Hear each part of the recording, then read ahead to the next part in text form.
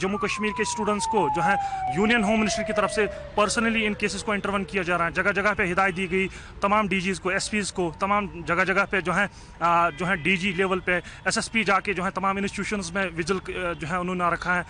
इतना ही नहीं, तमाम पर्टिकुलरली जहाँ जहाँ पे जिन जिन स्टेट्स में इस प्रकार के इंसिडेंट हुई, जिनमें पंजाब है, हरियाणा है, हिमाचल है या महाराष्ट्र है, जगह जगह पे एसएसपी लेवल पे, डीआईजी लेवल पे, आईजी लेवल पे स्टूडेंट्स से मिल रहे हैं।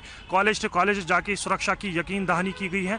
इतना ही नहीं, जहाँ जहाँ पे हिरासमेंट के केसेस हो रहे हैं वहाँ पे जीरो टॉलरेंस की रखा गया होम मिनिस्ट्री की तरफ से। और इतना ही नहीं, उन्होंने कहा है कि कश्मीर जो है देश का जो है इंटीग्रल पार्ट है, जुगुलर वैन है, और जम्मू कश्मीर के स्टूडेंट्स, पर्टिकुलरली कश्मीर घाटी के जो स्टूडेंट्स हैं, वो हमारे लिए एक फैमिली है।